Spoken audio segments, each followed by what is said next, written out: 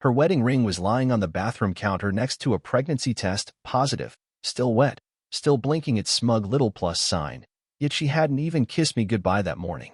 It sat there like a rotting piece of fruit, forgotten and rancid, while she had skipped off to yoga class, wearing enough makeup to stock a small Sephora outlet. I laughed once, short and sharp, because nothing screams Zen mindfulness like contouring your cheekbones until you could cut glass with them. Most men find out their wives are cheating because of a lipstick stain, a sin on the shirt. Me? I found out because she apparently thought pregnancy was a team sport she could play without informing her own husband. I didn't rage. I didn't even move for a few minutes, just stood there, studying the scene like a detective at a crime scene who already knew the culprit but wanted to savor the artistry of it all. The details were telling.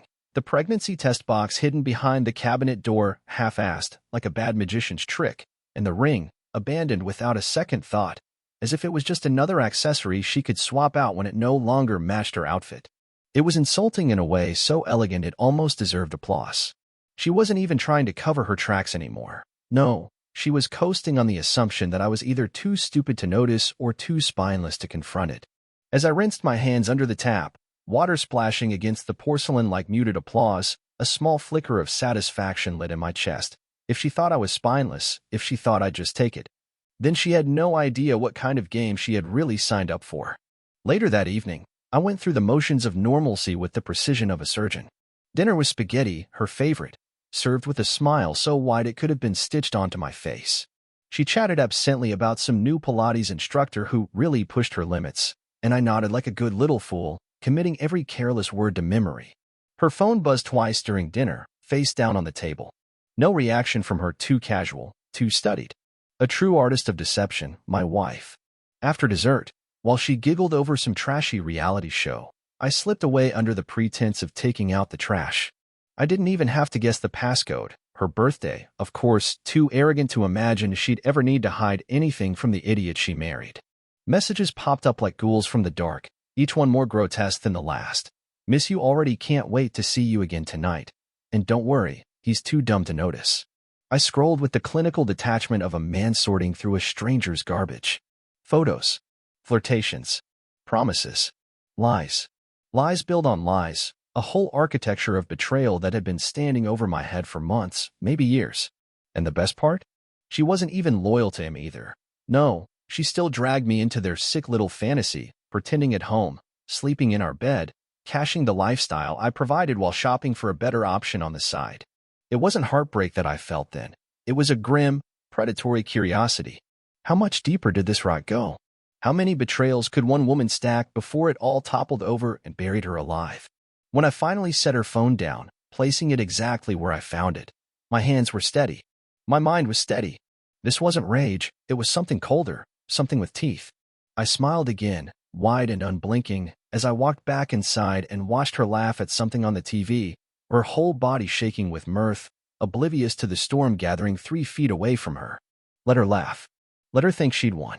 That night, as she curled up beside me inside her fake little sigh of contentment, I didn't flinch. I didn't move away. I just stared up at the ceiling, mapping out the first moves of a game she didn't even realize she was playing yet. And I was going to enjoy every goddamn second of it.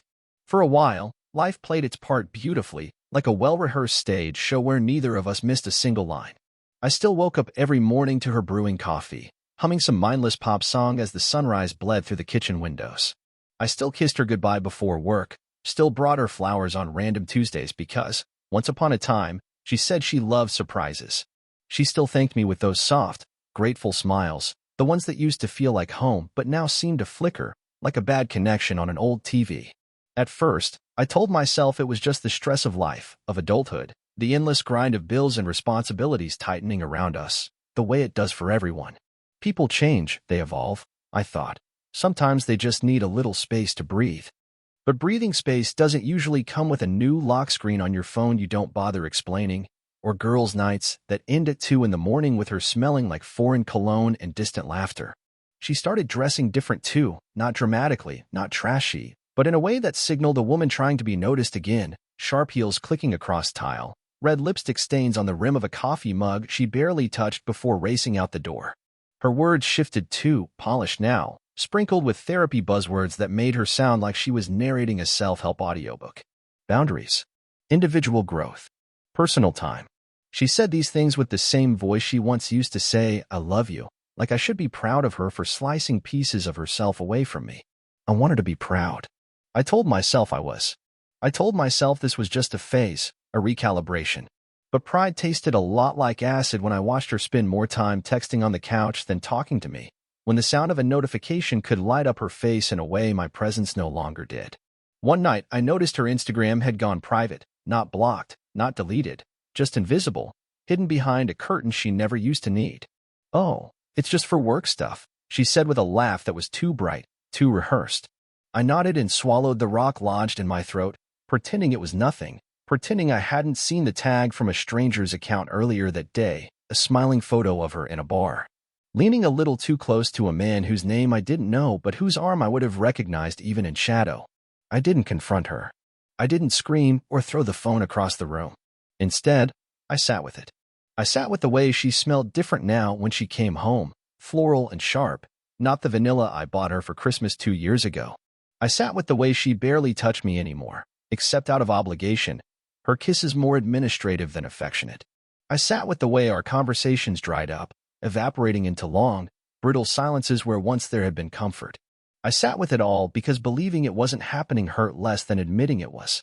Hope is a hell of a drug, and I overdosed nightly, shooting up little doses of denial until I could fall asleep next to her without hearing the screaming warnings my gut sent me. Even when she started making large, mysterious purchases, spa retreats, online courses, weekend seminars I was never invited to, I clung to the narrative she offered.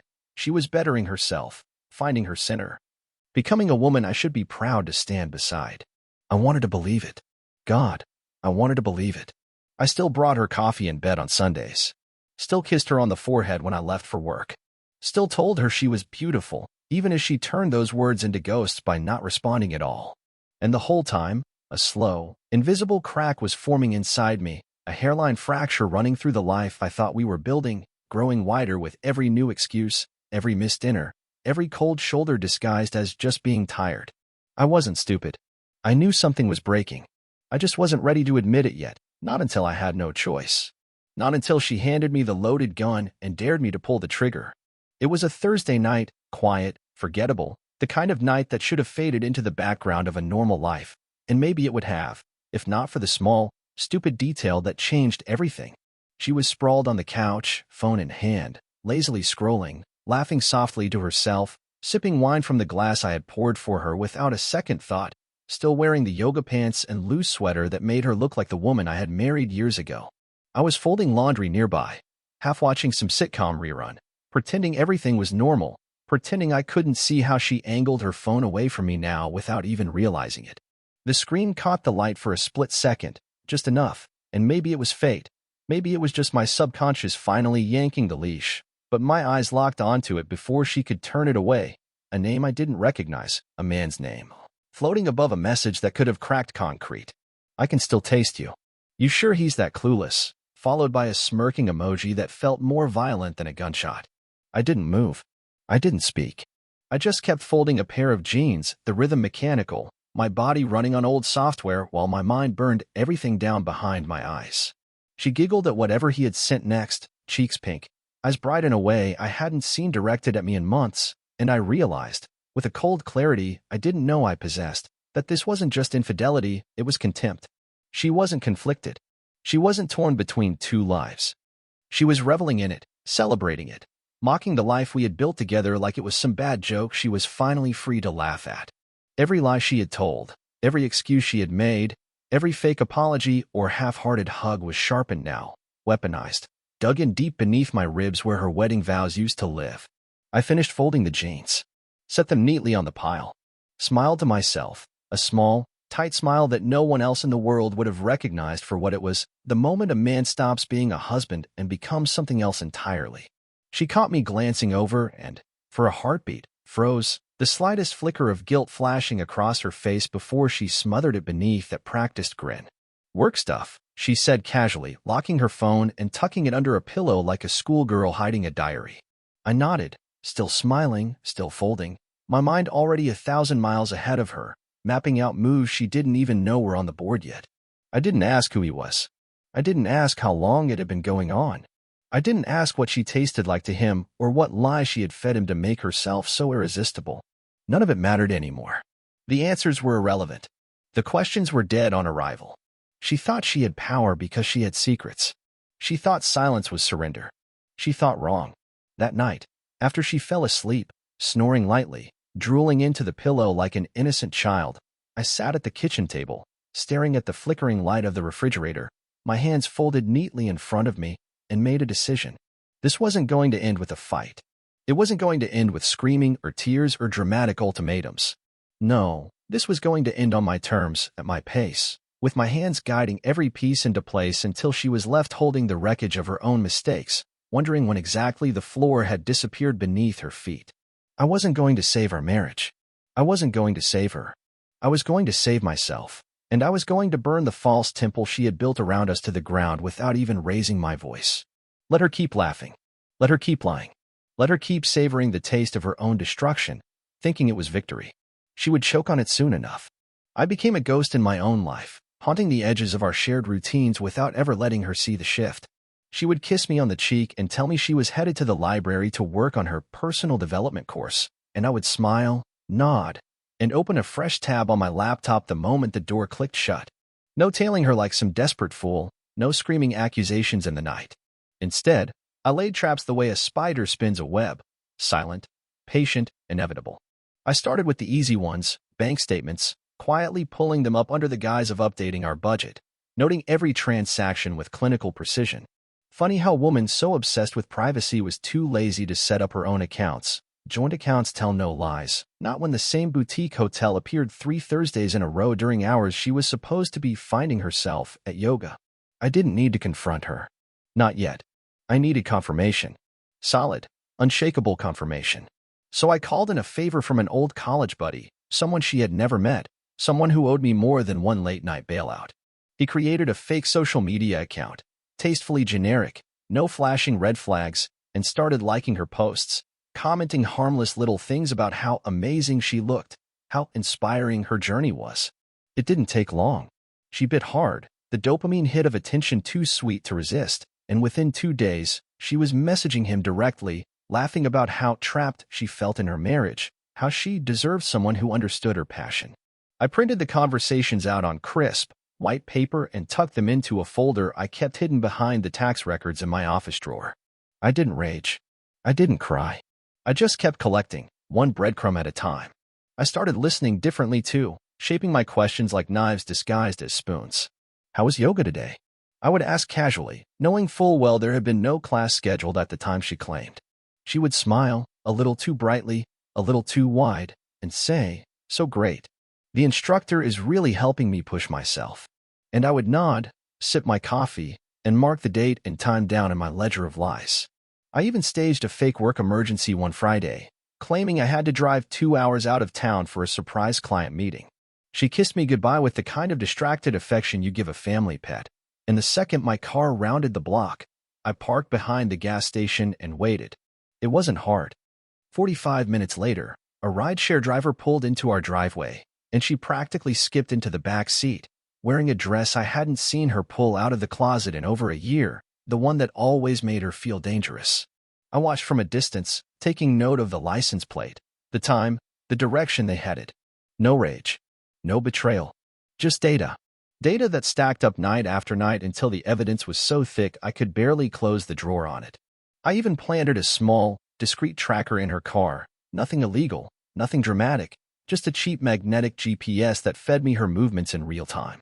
And when she told me she was spending the weekend at her sister's house to reconnect, I watched the little blue dot crawl to a resort town 2 hours away, right into the arms of a man whose name she never once mentioned to me. The final piece came almost by accident. She left her laptop open one night while she showered, and some half-forgotten reflex made me glance at the screen. Her email account was up, and there, bold as brass, sat a thread between her and him, detailing not just their plans to run away together eventually, but mocking me, mocking my boring stability, laughing about how easy it was to get away with everything. They had a whole fantasy built up where I was the village idiot they could milk dry until they decided I wasn't convenient anymore. I read every word. Memorized them. Saved screenshots. Printed those too. Another set of cold, damning receipts for the folder. She thought she was clever, living 2 lives right under my nose. She thought she was invincible, shielded by my trust and my silence. But trust, once broken, doesn't scream. It doesn't cry. It doesn't beg. It watches. It studies. It learns. And when the time comes, it strikes so cleanly the victim doesn't even realize the blade was already in their ribs until the ground starts rushing up to meet them. She still smiled at me every day, still kissed me goodnight, still planned vacations and discussed future renovations on our house like she actually believed there would be a future where I wasn't already laying the foundation for her downfall. I became her ghost, her judge, her executioner. And she hadn't even noticed the gallows being built, 1 lie at a time, right under her beautiful little nose. I chose the art gallery because it was her favorite place in the world, a shrine to beauty and ambition, the perfect stage for the fall she didn't even know was coming. I booked a private tour under the pretense of celebrating her promotion, the one she had supposedly earned through months of late nights and sudden business trips that always seemed to end with perfume lingering a little too long on her skin.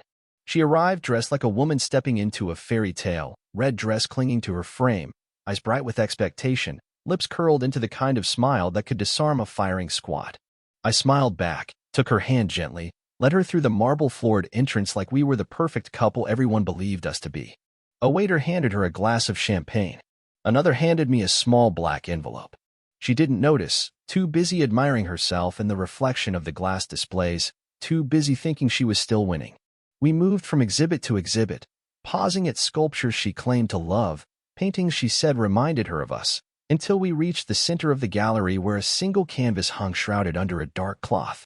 The guide, an old friend who owed me a favor, gave a small, respectful nod and stepped back. I turned to her, my voice as calm as a surgeon preparing for an incision, and said, "I wanted to show you something special." Her eyes lit up, greedy for whatever surprise she thought was coming, and with a slow, deliberate hand, I pulled the cloth free. The photograph beneath wasn't an artwork. It was a crime scene. A full-color, high-resolution print of her and him in a hotel room, her legs wrapped around his waist, both of them drunk on betrayal and bad decisions, their faces frozen mid-laugh like a punchline carved into stone. For a heartbeat, she just stared, blinking, her brain scrambling to process the impossible. Then came the predictable script, like an actress flubbing her lines in a play she thought she knew by heart. "It's not what you think," she said, voice trembling slightly, champagne glass tilting dangerously in her hand. I didn't speak. I didn't flinch. I let the silence chew at her nerves until she stumbled forward with another line. "We were just talking. It didn't mean anything. It was a mistake." The gallery lights flickered overhead, casting her in harsh relief, highlighting every crack in her perfect mask.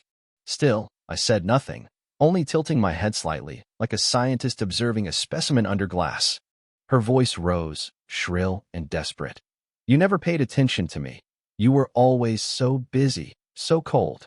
The lies poured out of her like dirty water, staining the floor between us. She dropped the champagne glass, and it shattered against the marble, a sharp, accusatory sound that echoed around the vast, empty gallery. She was breathing hard now, eyes wild, seeing the walls close in around her, seeing the future she thought she had secured crumble into dust. And then, inevitably, the switch flipped.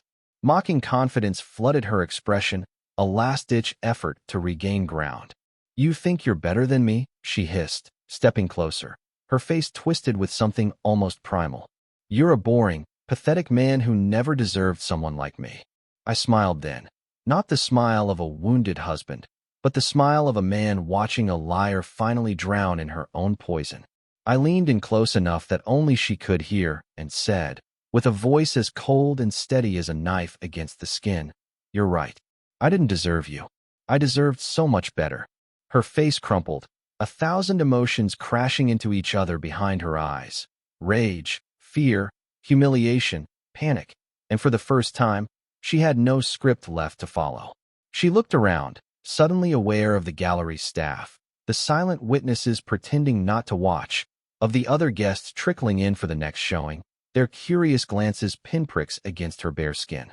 She opened her mouth to speak again, but I raised one finger, just one, and she froze, the unspoken command cutting deeper than any scream could have. The tension between us thickened, stretched taut like a wire ready to snap, and I let it hang there, let her stew in it, let her imagination paint all the horrors that would come next. I didn't move. I didn't leave. I simply stood there, silent and immovable, the executioner letting the condemned sweat under the weight of their own guilt, and I watched her crumble, one shaky breath at a time. At first, she just stood there, trembling, her mouth working around half-formed excuses that died before they reached the air, and for a brief, pathetic moment, I could see her trying to reboot the version of herself she used to sell me. The sweet, wounded bird who just needed understanding. But when I didn't rush in to catch her, when I simply watched, cold and detached, the cracks split wider, and she turned vicious. "You smothered me," she spat, stepping forward, voice slicing through the hushed atmosphere of the gallery like a blade, hands shaking not with fear, but with the impotent rage of a woman realizing the mask no longer fits. I said nothing, just tilted my head slightly, studying her like she was a relic of something already dead and rotting. She faltered, then lunged again, more desperate now, claws out. "You were boring," she snapped, her voice sharp and ugly, a tantrum disguised as a declaration. I needed excitement. "You think working your 9 to 5 and paying the bills makes you a man? You think that's enough?" Her words hit the air and fell flat, impotent, and I watched her realize that insults that once would have gutted me now just slid off like rain on stone. My voice, when I finally let it cut through her unraveling, was soft, almost gentle. "You mistook loyalty for weakness." She flinched like I had struck her, but I didn't move, didn't blink, just let the truth hang there, undeniable and suffocating.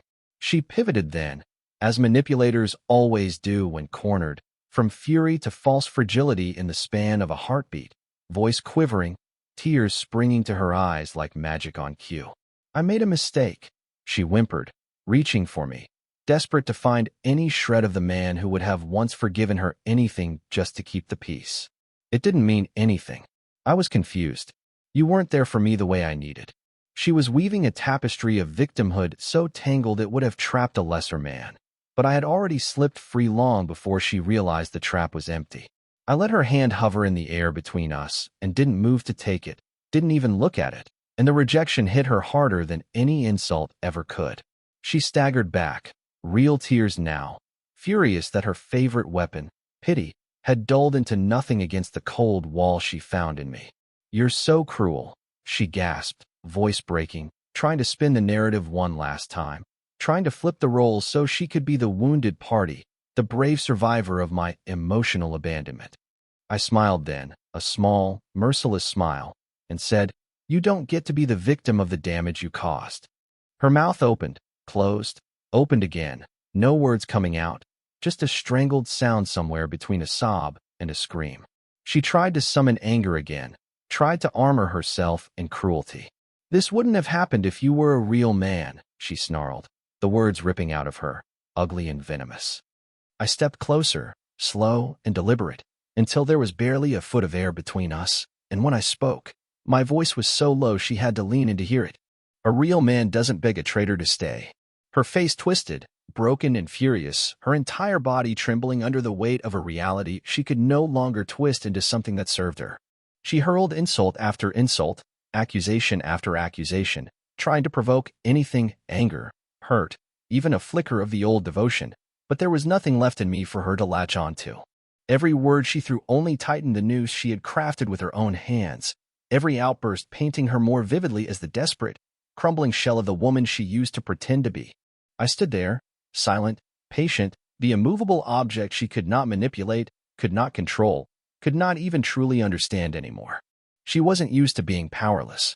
She wasn't used to seeing indifference where there had once been unconditional love. And it terrified her more than any shouting match or slammed door ever could. The realization bloomed in her eyes, wild and frantic. She had already lost, and there was no fight left to win. She could scream until her throat bled, cry until she collapsed. None of it would reach me. None of it would save her. She was spiraling fast, grasping at air, and I was simply there to watch her fall, a silent witness to the downfall she had orchestrated with every selfish decision, every lie, every betrayal she thought she could bury. And in that moment, with her rage and sorrow twisting her into something almost unrecognizable, I knew she finally understood the truth. I hadn't just stopped loving her. I had stopped seeing her as anything worth saving. The moment I walked out of that gallery, leaving her sobbing alone in the center of her own shame, the real work began, not fueled by anger, not by heartbreak, but by the cold efficiency of a man who knew the war was already won and was simply collecting his trophies. I didn't go home that night. Home was no longer a place she deserved to share. Instead, I drove straight to a small office space I had quietly rented weeks ago under a generic name, a sterile little room with a desk, a computer, a printer, and a lock only I had the key to. Everything she thought was secure, bank accounts, credit cards, the house deed, had already been shifted or fortified behind walls she couldn't even see, let alone breach. The joint accounts we had so lovingly set up during our first year of marriage were closed, the funds rerouted to a private account solely in my name, citing suspected fraudulent activity to freeze her access without needing her permission. The house, paid for mostly with my family's money, was already undergoing title modification to reflect sole ownership, thanks to documentation she had signed years ago without reading. Too busy planning vacations and spa days to realize the fine print made her a guest in her own home. I canceled the shared credit cards that night, mid-swipe, knowing full well she'd discover it when she tried to drown her panic in a shopping spree. Her phone was still on my carrier plan. One call and her number was suspended, leaving her scrambling to reconnect to a digital life that no longer existed. Utilities, car payments, subscriptions, one by one, each thread tying her to the life she thought she controlled was severed with surgical precision. I gathered the folder of printed screenshots, GPS logs, transaction histories, and forwarded copies of them to a private email account labeled neatly for the divorce attorney I had already retained. The filing was done online, quick and bloodless, citing her infidelity with evidence so overwhelming that contesting it would only humiliate her further in open court. Custody wasn't an issue, thankfully no children to weaponize, but the pets we had, my dog before she ever entered the picture, were documented in veterinary records under my name alone, ensuring she couldn't use them as leverage either. Friends and family came next, not with dramatic calls or tearful revelations, but with polite, carefully worded messages. I thought you should be aware, followed by a curated packet of evidence impossible to dispute. No opinions, no emotions, just the truth laid bare, heavy and cold. Within hours, the network she had relied on for sympathy and validation began to fracture around her, leaving her isolated before she even realized the storm had begun. I even had the foresight to contact her employer, using an anonymous email account, attaching a selection of particularly damning messages where she bragged about hooking a client for a free weekend getaway during what was supposed to be a corporate event. I didn't demand action. I simply presented the facts and let corporate liability fear do the rest. HR departments are funny that way, so quick to distance themselves from scandal, even if it means sacrificing someone they once called family. Meanwhile, I kept my public face serene. At work, I smiled, joked, hit my deadlines. At the gym, I pushed harder, lifted heavier, not out of anger, but because I was rebuilding a life she would never touch again. She still thought she had time, thought she could sweet-talk her way back into control, thought maybe there was a window left to gaslight me, to twist the narrative one more time. She didn't realize she was standing on a trapdoor I had built beneath her months ago, and the rope was already tightening around her ankle. I set the final stage by scheduling a meeting, one last talk, one she begged for after realizing her money was gone, her reputation tarnished, her power slipping like sand through broken fingers. I agreed, smiling softly, giving her the illusion that she might still sway me. She would show up, painted and polished, rehearsing apologies and manipulations in the mirror. She would think the meeting was about forgiveness. She didn't know it was her final surrender, signed, sealed, and orchestrated by the very man she thought she had broken. Every lie she had told, every betrayal she had committed, every insult she had flung, they were all just nails I had quietly hammered into the coffin of her perfect little illusion. And now, all that was left was to close the lid and walk away without a second glance. The restaurant was packed, a trendy little spot downtown where the tables were too close together and the walls were lined with framed photographs of local artists no one actually cared about, the perfect stage for what was about to happen.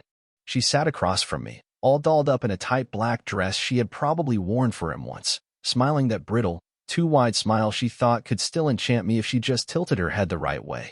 She was nervous, tapping her nails against the wine glass, tossing her hair a little too often, her words bubbling over in a messy mixture of apologies, nostalgia, and desperate bargaining. She thought this was her second chance, her shot to spin a new story, to cry just enough to be forgiven but not so much as to seem manipulative. I smiled softly, nodded at all the right moments, even reached across the table once to brush her knuckles like an actor playing a part he had already memorized. And then, just as she started to launch into another carefully rehearsed explanation of how it didn't mean anything, the doors behind her swung open and the trap I had been building for months snapped shut with surgical precision. One by one, the people she had leaned on, lied to, and used filed in: her sister, her two closest friends, a few of her coworkers, even her mother, all carrying printed folders or staring down at their phones where the screenshots, videos, and messages I had curated were lighting up in stark, unforgiving detail. Conversations died around us as eyes turned, as the room itself seemed to lean inward, drawn by the sudden, undeniable shift in energy. She didn't notice at first, too busy spinning her web, but when she saw her sister standing there, face pale and lips pressed into a grim, tight line, something flickered behind her eyes. Her smile faltered, just a twitch at the corner of her mouth, but it was enough. She turned to look behind her, and in that moment, she saw the wall of faces that had once laughed with her, trusted her, loved her, and the cold, hard judgment in every pair of eyes. Her lover was there too, standing just behind her best friend, holding up his phone where she could see the text she had sent to someone else while she was supposed to be with him, the ones where she joked about keeping him hooked until someone better came along. His face was blank, expressionless, the face of a man who realized he had been played for a fool and was already thinking about how fast he could erase her from his life. She opened her mouth, probably to deny, to protest, but no words came out, only a thin, breathy squeak that barely reached the table. She tried to stand, but her knees buckled, and she gripped the back of her chair like a drowning woman clutching a piece of wreckage. Laughter rippled from somewhere behind her, short, sharp, and merciless, and she flinched like she had been struck. Still, I said nothing. I simply leaned back in my chair, one arm draped casually over the back, watching her with the detached curiosity of a man observing a fire he had set deliberately and was now content to let burn. Her voice cracked then, high and shrill, as she tried to bark out a laugh, to act unfazed, to pretend it was all some misunderstanding. "You're all crazy," she shouted, eyes darting wildly from face to face, searching for even one ally, and finding only walls. "This isn't what it looks like. You're being manipulated. You don't know the whole story." But her voice betrayed her, wobbling at the edges, thickening with panic she could no longer hide. She turned to her lover, reaching out like he was a lifeline, but he stepped back without a word, pocketing his phone and wiping his hands on his jeans as if even the memory of her was something he needed to scrub away. Her friends wouldn't meet her eyes. Her sister shook her head slowly, a look of utter disgust twisting her features. Her mother, her own mother, just turned and walked out, heels clicking a slow, deliberate rhythm of finality against the floor. And through it all, I sat there, silent, unmoving, the eye of the storm she could no longer outrun. She crumpled into the chair then, hands shaking, mascara streaking down her cheeks in broken black rivers, a sob tearing itself loose from her throat, raw and ugly. She looked at me, pleading now, truly pleading, eyes wide and wet and shattered, silently begging for something: mercy, forgiveness, denial, anything to rewrite the reality crashing down around her. But there was nothing left to give. I stared at her the way you might stare at a dying star, sad not for what it was now, but for what it had failed to become. And in that moment, she understood that the man she had betrayed, mocked, and underestimated wasn't going to save her this time. He was just going to watch her drown. The second she lunged toward me, voice ragged and desperate, clawing for some sliver of control in front of the crowd she had once counted as her kingdom, the room ignited like dry tinder under a torch. "You set me up," she screamed, jabbing a finger at my chest, tears and spit flying, her face a twisted mask of rage and humiliation. "You manipulated them. You made them hate me." Gasps rippled through the restaurant. Phones were already out, filming the spectacle she couldn't escape, her own downfall recorded from a dozen angles she would never be able to edit or explain away. Her father, red-faced and stunned, took a step forward, but her mother stopped him with a tight grip on his arm, their faces etched with the kind of bitter disappointment that cuts deeper than hatred. "You did this to yourself," I said, my voice low but carrying through the room like a hammer against glass, each word measured and merciless. She laughed, a brittle, cracked sound that scraped the walls, spinning toward her friends, who only shook their heads and stepped farther away, leaving her isolated in the center of a growing circle of judgment. "You were never enough for me," she howled, the words wild and reckless now, burning every bridge in sight, trying to hurt me because she had nothing else left. "You bored me to death, every day. You made me feel trapped." A sharp gasp came from somewhere to the left, her best friend, clutching her purse tightly, as if physically recoiling from the venom pouring out of the woman she once called sister. I smiled, slow and cold, stepping closer until there was only air between us, and let my voice slice through the cacophony like a scalpel. "You weren't trapped. You were pampered, protected, loved by a man who saw the best in you even when you showed him your worst. And you threw it all away because you thought a cheap thrill made you valuable." Her mouth opened and closed, fury sparking in her eyes, but I didn't give her a chance to retort. "You think sleeping with a man who couldn't even stand by you tonight makes you powerful?" I said, tilting my head toward the door where her affair partner had long since slithered out, unable to stomach the fallout. "You think lying to your family, humiliating yourself, makes you strong? All it makes you is a cautionary tale." She screamed then, wordless, raw, shoving at my chest with both hands, but I didn't move an inch, didn't even flinch, just stood there and let her wear herself out like a child throwing a tantrum in the middle of a funeral. One of my brothers, standing near the bar, took a step forward, ready to intervene, but I shook my head slightly. This was my battle to end. Her father's voice finally broke through the din, rough and hollow. "Enough." But she didn't stop. Couldn't. She hurled accusations like grenades. "You're heartless. You're a liar. You never loved me. You just wanted to own me." Each one landing softer and softer as the crowd around us hardened, no longer buying the performance, no longer seeing her as anything but a wreck grasping for sympathy she hadn't earned. "Look around," I said quietly, and she did, her head whipping side to side, eyes wide and wild as she saw nothing but walls where once there had been open doors. "There's no one left to lie to. No one left to save you from yourself." Tears streaked her makeup, her hair clung to her face in wet, tangled clumps, and still she opened her mouth, still she tried to pull the strings that had always worked before. "You were supposed to be there for me," she whispered, voice breaking, crumbling into the weight of her own destruction. I said, my voice soft but heavy enough to drop her to her knees if the truth could manifest physically. "I was there when no one else was. I stood in your storm when everyone else ran. I believed in you when you gave me nothing but reasons not to. And you burned it down for attention from a man who couldn't even stay when things got hard." She sobbed then, truly sobbed, falling against the back of a chair for support, and still I did not reach for her. Still I did not soften, because some ruins aren't meant to be rebuilt. The whispers grew louder, phones were still recording, and she knew this wasn't just a bad night. This was her legacy now. This was what she would be remembered for. I turned then, calm and measured, and walked out of the circle of destruction without a backward glance, leaving her standing there in the wreckage she had created, nothing more than a ghost draped in designer fabric, mourning a life she had shattered with her own hands. It didn't take long for the dominoes to fall once the truth was out, faster than even I had anticipated, like her whole life had been a hollow structure waiting for the first hard shove. Within a week of the restaurant confrontation, her job let her go quietly, citing reputational concerns they couldn't risk explaining to investors. In reality, the screenshots I had anonymously sent to her boss had done their work far more efficiently than any HR memo ever could. Her friends, those ride-or-die girls who once toasted mimosas with her and gassed up every selfish decision she made, evaporated like mist, blocking her on every platform, ignoring her calls, refusing even to be seen in the same restaurant she once preened in. Her own sister cut her out with a public post so blunt and scathing it hurt to read even for me, and her parents, left a voicemail cold enough to freeze molten iron, a simple, devastating message that said she was no longer welcome in their home until she found the person she used to be, a person they both heavily implied might be dead and gone. The affair partner disappeared so fast he might as well have been a mirage, unfollowing her, blocking her, erasing every trace of their pathetic little fantasy from existence before the ink on her termination papers was even dry.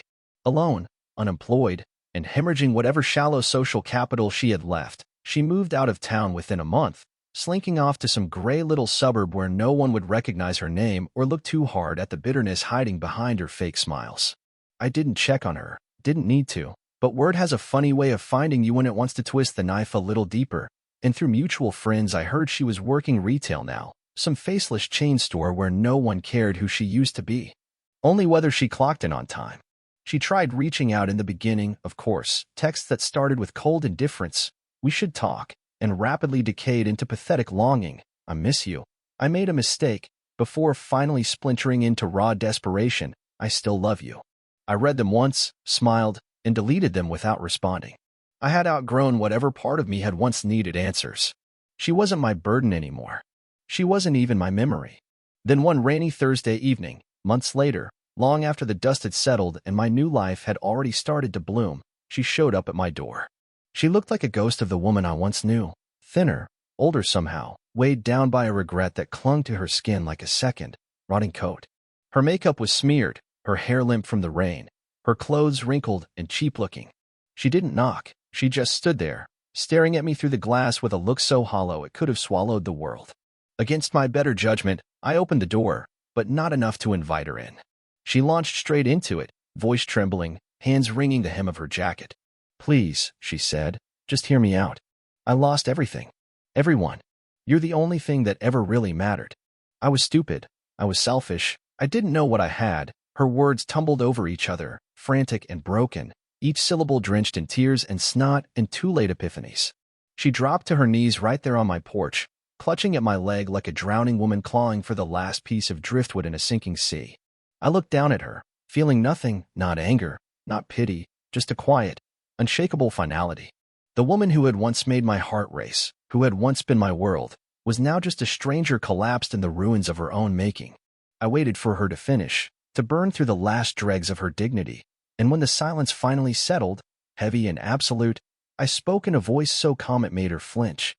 "The woman I loved is dead," I said, "and I don't hold funerals for traitors." Her sob cracked the night air like a branch snapping underfoot, but I was already closing the door, sealing her out of my life for good, her broken form disappearing behind the glass like a bad dream fading at sunrise. To everyone who stayed with me through this story, thank you for listening. I'm curious, where are you from? And did you enjoy the ride? I'd love to hear what you think.